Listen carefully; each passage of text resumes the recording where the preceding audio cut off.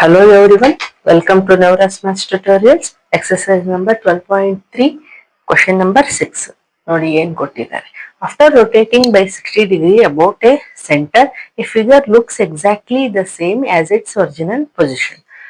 At what other angles will this happen for the figure ಅಂತ ಕೇಳಿದ್ದಾರೆ. Okay, ಅವ್ರೇನು ಕೇಳಿದ್ದಾರೆ ನೋಡಿ. ಈ ರೀತಿ ಇದ್ರೆ 60 ಡಿಗ್ರಿ 60 ಡಿಗ್ರಿ ಇದೆ, ಅದು ರೊಟೇಟ್ ಆದಂಗೆಲ್ಲ 60 ಡಿಗ್ರಿ ರೊಟೇಟ್ ಆದಂಗೆಲ್ಲ ಸೇಮ್ ಫಿಗರ್ ಎಕ್ಸಾಕ್ಟ್ಲಿ ಸೇಮ್ ಕಾಣಿಸ್ತಾ ಇದೆ, ಒರಿಜಿನಲ್ ಪೊಸಿಷನ್ ತರ ಕಾಣ್ತಾ ಇದೆ.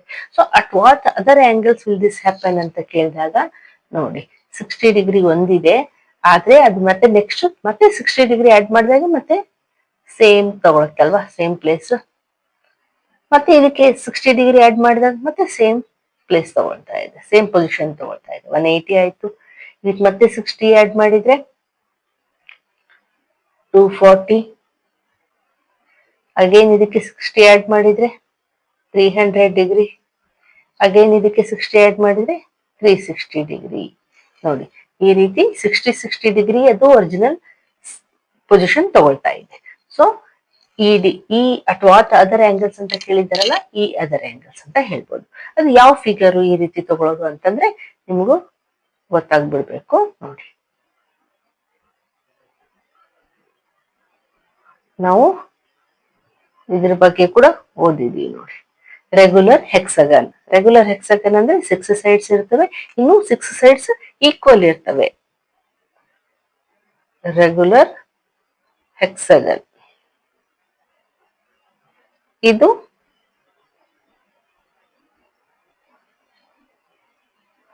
ಈ ತರ 60 ಡಿಗ್ರಿಗೆ ಟರ್ನ್ ಮಾಡ್ದಂಗೆಲ್ಲ ಸೇಮ್ ಪೊಸಿಷನ್ ತಗೊಳ್ತಾ ಇರುತ್ತೆ. Okay, understand. ಈಗ ನೆಕ್ಸ್ಟ್ ಕ್ವೆಶ್ಚನ್ ನಂಬರ್ 7 ಏನ್ ಕೊಟ್ಟಿದ್ದಾರೆ ನೋಡಿ. Can we have a rotational symmetry of order more than one whose angle of rotation is number 1 45 degree ಅಂತ ಒಂದು ಕೊಟ್ಟಿದ್ದಾರೆ, ಸೆಕೆಂಡ್ 17 ಡಿಗ್ರಿ ಅಂತ ಒಂದು ಕೊಟ್ಟಿದ್ದಾರೆ. ಓಕೆ, ಈಗ ನೋಡಿ ನಾವು ಯಾವುದೇ ಫಿಗರ್ 360 ಡಿಗ್ರಿ ಅಲ್ವಾ ರೊಟೇಟ್ ಮಾಡೋದು, ಇರೋದೇ 360 ಡಿಗ್ರಿ. 360 ಡಿಗ್ರಿ ನಾವು ರೊಟೇಟ್ ಮಾಡಿದಾಗ ನಮ್ಗೆ ಒನ್ ಟೈಮ್ ಆದ್ರೂ minimum one time we get order of symmetry ಅಲ್ವಾ. ಒನ್ ಟೈಮ್ ಯಾವುದೇ ಫಿಗರ್ ಇರಲಿ, any figure we get one time one order of symmetry one ಅಂತೂ ಸಿಕ್ಕೇ ಸಿಗುತ್ತೆ. ಈಗ ಆಂಗಲ್ ಆಫ್ ರೊಟೇಷನ್ 45 ಡಿಗ್ರಿ ಅಂತ ಕೊಟ್ಟಿದ್ದಾರೆ. ಸೊ 45 ಡಿಗ್ರಿ ಅಂತಂದ್ರೆ ನಾವು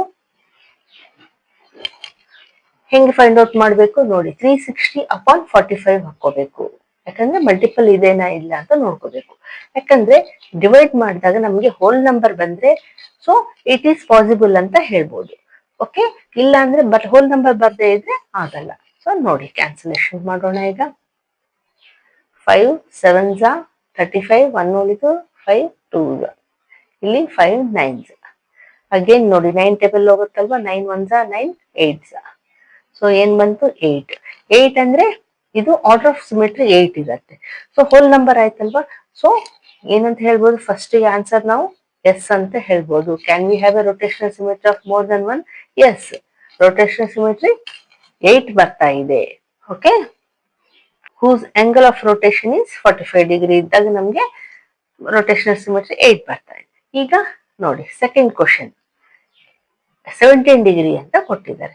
17 ಡಿಗ್ರಿ ಇದ್ರೆ ಇದನ್ನು ಅದೇ ರೀತಿ ಮಾಡಿದಾಗ ನೋಡ್ರಿ 360 ಅಪಾನ್ 17 ಹಾಕೊಂಡ್ರೆ ಡಿವೈಡ್ ಆಗತ್ತಾ. ಇದು 17 ಟೇಬಲ್ಸ್ ಅಲ್ಲಿ 360 ಬರಲ್ಲ, 17 is A prime number, cancellation ಹೋಗಲ್ಲ. ಸೊ ಈ ನಾವು ಇನ್ನೂ ಡಿವೈಡ್ ಮಾಡಿದ್ರೆ ನಮ್ಗೆ ಏನ್ ಬರುತ್ತೆ, ಡೆಸಿಮಲ್ಸ್ ಅಲ್ಲಿ ಬರುತ್ತೆ.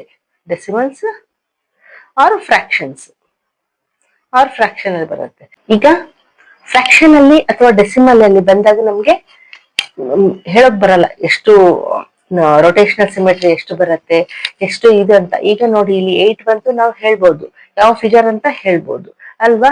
ಈಗ ನಾವು ಮುಂಚೆ ಮಾಡಿದ್ವಿ 6 ಬಂದಿತ್ತು, ಅಲ್ಲಿ ಹೆಕ್ಸಾಗನ್ ಅಂತ ಹೇಳಿದ್ವಿ. ಈ ರೀತಿ 8 ಬಂದ್ರೆ ಆಕ್ಟಾಗನ್ ಆಗುತ್ತೆ ಅಲ್ವಾ. ಇಲ್ಲಿ ಡೆಸಿಮಲ್ ಫ್ರಾಕ್ಷನ್ ಬಂದ್ರೆ ನಮ್ಗೆ ಏನು ಹೇಳಕ್ ಆಗಲ್ಲ. ಫಸ್ಟ್ ಒಂದು ಆನ್ಸರ್ ಎಸ್ ಅಂತ ಹೇಳ್ಬೋದು, ನಂಬರ್ 2 ಆನ್ಸರ್ ನೋ ಅಂತ ಹೇಳ್ಬೋದು. ಓಕೆ, ಇಲ್ಲಿಗೆ ಈ ಎಲ್ಲ ಎಕ್ಸರ್ಸೈಸ್ ಮುಗೀತು. ಓಕೆ,